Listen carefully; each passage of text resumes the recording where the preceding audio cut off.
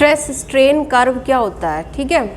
देखिए stress strain curve क्या है कि किसी भी बॉडी पर अगर हम कोई फोर्स अप्लाई कर रहे हैं और उसमें डिफॉर्मेशन हो रही है तो स्ट्रेस स्ट्रेन कर्व हमें क्या देगा कि जैसे जैसे हम वहाँ पर स्ट्रेस अप्लाई कर रहे हैं उसके रिस्पेक्ट में स्ट्रेन में क्या चेंजेस आ रहे हैं, स्ट्रेन किस तरह से बढ़ रहा है। तो ये जो कर्व होता है जो रिलेशन देता है किसी भी बॉडी पे स्ट्रेस और स्ट्रेन की, उसको हम क्या कहते हैं, स्ट्रेस स्ट्रेन कर्व कहते हैं। मान लीजिए हमने कोई एक मेटल का वायर लिया और उसको इस तरह से हैंग कर दिया है, ठीक है।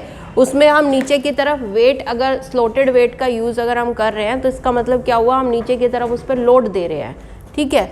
तो अब क्या होगा कि अगर हम ये वेट धीरे धीरे इंक्रीज़ करते हैं तो क्या होगा, एक्सटेंशन बढ़ेगा, लेकिन वो एक्सटेंशन एक लिमिट तक बढ़ सकता है, ठीक है। तो वो सारी जो स्टडी है कि किस तरह से आपके लोड बढ़ाने पर स्ट्रेस पड़ रहा है और स्ट्रेस की वजह से जो स्ट्रेन आ रहा है वो हमें डिफाइन कर सकते हैं with the help of stress strain curve, ठीक है। तो देखो अगर ये कर्व हम देखें, एक कोई भी वायर लिया उस पर हमने लोड कनेक्ट किया तो नीचे की तरफ एक्सटेंशन होगा।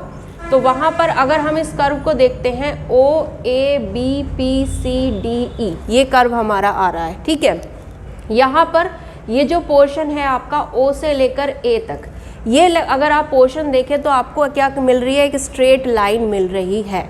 यानी कि यहाँ पे क्या हो रहा है, जैसे जैसे स्ट्रेस बढ़ रहा है वैसे वैसे स्ट्रेन भी उसी रेशो में बढ़ रहा है। दैट मीन्स इस पोर्शन O A में आपका स्ट्रेस जो है वो डायरेक्टली प्रोपोर्शनल है किसके, स्ट्रेन के। और ये क्या है, आपका हुक का नियम है, हुक्स लॉ है।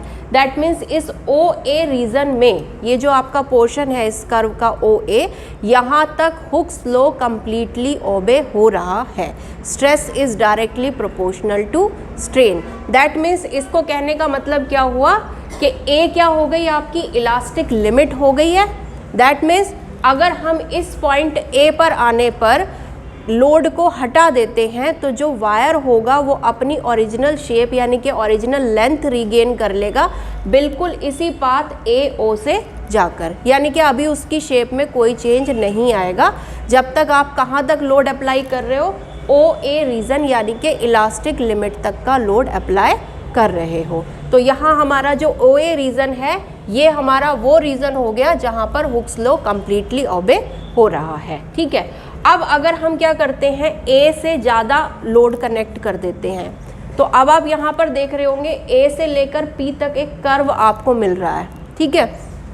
कर्व मिलने का मतलब क्या हुआ, स्ट्रेस की वैल्यू आप इतना नहीं बढ़ा रहे हो जितना स्ट्रेन आपका क्या है यहाँ पर बढ़ गया। यानी कि इस रीजन में, ये जो आपका रीजन है A से P तक का, इस रीजन में stress is not directly proportional to strain. यानी कि यहाँ पर हुक का नियम पूरी तरह से लागू नहीं हो रहा है। या ये कह सकते हो इस रीजन में जो प्रॉपर्टी थी उस बॉडी की वो पार्शली इलास्टिक हो गई हैं और पार्शली प्लास्टिक हो गई हैं, ये आप कह सकते हो, ठीक है। या ये कह सकते हो कि जो इलास्टिक प्रॉपर्टीज़ है वो यहाँ पर लूज़ होना शुरू हो गई हैं। तो इस रीजन में A से P तक जब आप जाएंगे तो हुक्स लॉ फेल हो जाएगा, यानी कि यहाँ पर stress is not directly proportional to strain. और छोटे वैल्यू स्ट्रेस की या जो भी आप लोड कनेक्ट कर रहे हो उसमें थोड़ा इंक्रीज़ करने पर भी आपको क्या मिल रहा है, बहुत ज़्यादा स्ट्रेन की वैल्यू मिल रही है, ठीक है। यहाँ अगर आप देखोगे कि अगर इस पॉइंट B पॉइंट पर आप क्या करते हो, लोड को हटा देते हो, ठीक है, तो यहाँ से क्या होगा, इलास्टिक प्रॉपर्टीज़ उसमें रहेंगी लेकिन हुक्स लॉ उसमें ओबे नहीं होगा, क्योंकि अब ये जो वायर होगा ये अपनी जो ओरिजिनल शेप को या लेंथ को रीगेन करेगा। वो अगर इसकी इलास्टिक प्रॉपर्टीज़ क्या रहती, पूरी तरह से सिक्योर रहती, यानी कि हुक्स लॉ ओबे कर रहा होता, तो यहाँ पर जो इसका रीगेन होता लेंथ का वो पाथ होती BAO, ठीक है। लेकिन अब अगर B पॉइंट पर आप लोड को डिटैच करते हो, वहाँ से हटाते हो, तो ये जो B पॉइंट से अपनी लेंथ को रीगेन करेगा वो पाथ जाएगी BO डैश से, ठीक है। यानी कि अब जो उसका जो लेंथ होगी उसमें परमानेंटली कुछ चेंज आ जाएगा। वो जो परमानेंट सेट होगा उसको हम यहाँ पर रिप्रेजेंट कर रहे हैं OO डैश, यानी कि OO डैश क्या है, कुछ परमानेंट डिफॉर्मेशन उसके अंदर हो गई है, ठीक है। कब, जब आप B पॉइंट से क्या करते हो, लोड को हटा देते हो, जो भी आपने फोर्स अप्लाई की, तो OO डैश क्या हो गया, यहाँ पर परमानेंट सेट हो गया, ठीक है।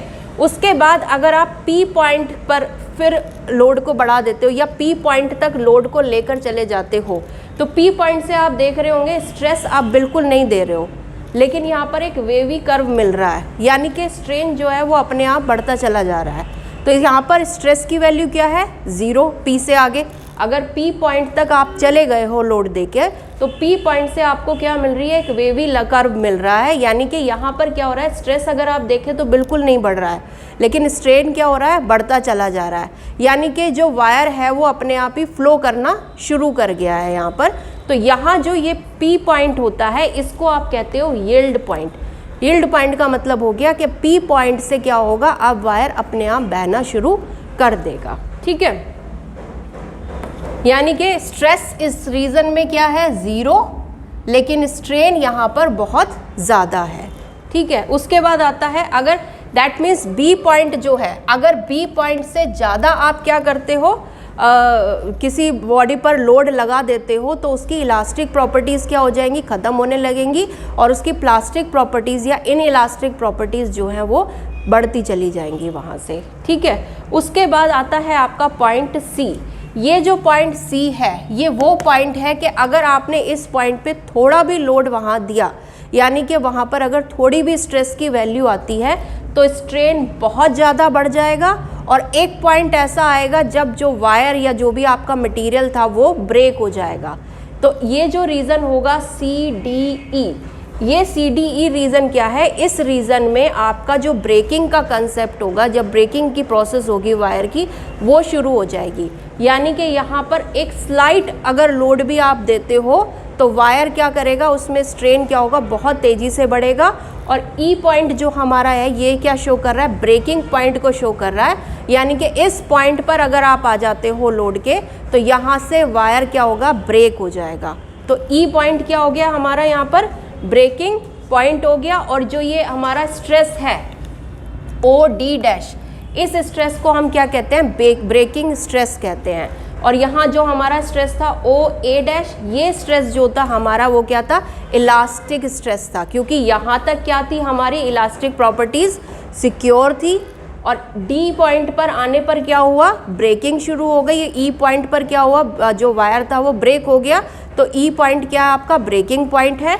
तो OD' जो होगा ये हमारा शो करता है ब्रेकिंग स्ट्रेस, यानी कि अगर इतना स्ट्रेस आपने डाल दिया वायर पे तो वो जो वायर होगा वो ब्रेक हो जाएगा। तो ये आपकी क्या है, स्ट्रेस स्ट्रेन की प्रॉपर्टीज़ है। अब इसकी सिग्निफिकेंस देखेंगे कि किस तरह से इसकी हेल्प से आप मटेरियल को क्लासीफाई कर सकते हो अलग अलग कैटेगरीज में।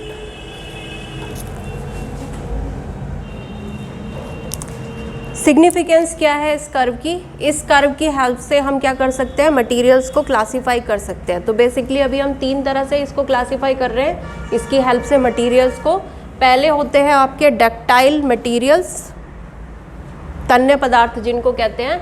इनमें क्या होता है, देखो B पॉइंट पर आपने क्या देखा था कि B पॉइंट के बाद प्लास्टिक प्रॉपर्टीज़ आने लगी थी बॉडी के अंदर, क्योंकि उसने क्या करा, अगर P तक आप चले जाते हो तो वो वायर जो है वो यील्ड करना शुरू कर रहा है, फ्लो करना शुरू कर दे रहा है। तो यानी कि B से यहाँ पर इसकी क्या है, ब्रेकिंग पॉइंट तक क्या शो कर रही है, आपकी प्लास्टिक प्रॉपर्टीज़ शो कर रही हैं। तो जो आपके डक्टाइल मटेरियल्स होते हैं वो ऐसे मटेरियल होते हैं जिसकी प्लास्टिक रेंज जो होती है वो बहुत ज़्यादा बड़ी होती है, यानी कि इलास्टिसिटी के बाद उसका जो ब्रेकिंग पॉइंट आएगा, जो इलास्टिक लिमिट आपकी आएगी, उसके बाद जो उसका ब्रेकिंग पॉइंट आएगा उसमें काफ़ी स्ट्रेस को वो क्या कर सकता है, लोड को ले सकता है, उसके बाद ब्रेकिंग पॉइंट आएगा। दैट मीन्स इलास्टिक लिमिट और ब्रेकिंग पॉइंट के बीच का सेपरेशन यहाँ पे बहुत ज़्यादा होता है। यानी कि प्लास्टिक प्रॉपर्टीज़ मतलब इजीली हम उसको क्या कर सकते हैं, शेप को चेंज कर सकते हैं। जैसे वायर्स बना सकते हैं, शीट्स बना सकते हैं, जैसे किसकी होती हैं, कॉपर की शीट्स या वायर्स बना लेते हैं, एल्यूमिनियम है, आयरन है। तो ये सारे कैसे मटेरियल होते हैं, डक्टाइल मटेरियल होते हैं, क्योंकि इनकी प्लास्टिक रेंज क्या होती है, ज़्यादा होती है, बड़ी होती है, लार्ज होती है। यानी कि ब्रेकिंग पॉइंट और इलास्टिक पॉइंट के बीच का सेपरेशन ज़्यादा होता है। दैट मीन्स अगर आप लोड बढ़ाओगे तो वो एकदम से ब्रेक नहीं होंगे। ठीक है, दूसरा आपका आता है ब्रिटल मटेरियल। ब्रिटल मटेरियल क्या होते हैं? आपके भंगुर पदार्थ जो होते हैं, इनकी प्लास्टिक रेंज इनमें होती है, लेकिन इनके कंपैरिजन में अगर हम देखें तो बहुत ही कम होती है। यानी कि जो सेपरेशन होगा आपका इलास्टिक लिमिट और ब्रेकिंग पॉइंट के बीच का, वो बहुत कम होगा। अगर उसमें बहुत ज़्यादा लोड आप दे दोगे तो वहाँ पर ब्रेकिंग पॉइंट आ जाएगा। यानी कि इनमें भी क्या होता है? प्लास्टिक रेंज होती है, प्लास्टिक प्रॉपर्टीज़ आ जाती हैं, लेकिन कंपैरिजन टू डक्टाइल मटेरियल के कंपैरिजन में इनकी जो प्लास्टिक रेंज है वो कम है। यानी कि लोड बढ़ाने पर इनमें फ्रैक्चरिंग या कह सकते हो ब्रेकिंग हो जाती है। इसका एग्जांपल सेरेमिक हो गया, कंक्रीट हो गए, बोन्स हैं, ये सब के कैसे मटेरियल में आते हैं? आपके ब्रिटल मटेरियल्स के अंदर आते हैं। उसके बाद आते हैं इलास्टोमर्स। इलास्टोमर्स का मतलब हो गया कि आपने थोड़ा भी अगर लोड दिया तो जो वहाँ पर एक्सटेंशन है या जो स्ट्रेन प्रोड्यूस हो रहा है वो बहुत ज़्यादा, जैसे रबर है, आपने अभी यंग्स मॉडुलस में देखा था कि रबर में क्या था? अगर आप सेम लोड लगा रहे हो स्टील के कंपैरिजन में तो उसमें एक्सटेंशन क्या हो रहा है? बहुत ज़्यादा हो रहा है।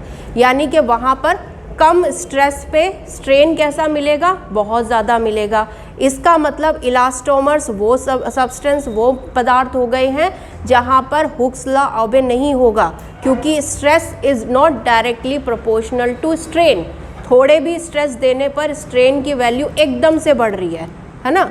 तो यहाँ पर क्या है? हुक्स लॉ ओबे नहीं होगा, कम लोड पर ज़्यादा स्ट्रेन आपको मिल रहा है। दैट मीन्स इनकी जो ब्रेकिंग पॉइंट होगा वो इलास्टिक पॉइंट के बहुत ज़्यादा क्लोज होगा। इनको हम बिल्कुल भी मोल्ड नहीं कर पाएंगे जैसे डक्टाइल्स मटेरियल को कर रहे थे। इसका एग्जांपल जैसे रबर ही हो गया।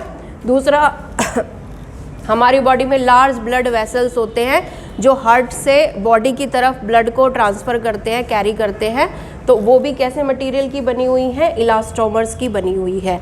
यानी कि बहुत ज़्यादा एक्सटेंशन उसके अंदर हो सकता है। दैट मीन्स इलास्टोमर्स की कोई प्लास्टिक लिमिट नहीं होती है, कोई रेंज नहीं होती है, प्लास्टिक रेंज। ठीक है, क्लियर? तो ये आपका क्या हो गया? स्ट्रेस और स्ट्रेन कर्व हो गया। और इसकी सिग्निफिकेंस क्या है? अलग अलग मटेरियल को, मतलब हम किसी भी एक मटेरियल को अगर स्टडी करते हैं, उसके लिए कर्व ये ड्रॉ करते हैं, तो हम ये पता लगा सकते हैं कि वो किस तरह का मटेरियल है, डक्टाइल है, ब्रिटल है या इलास्टोमर है। क्लियर?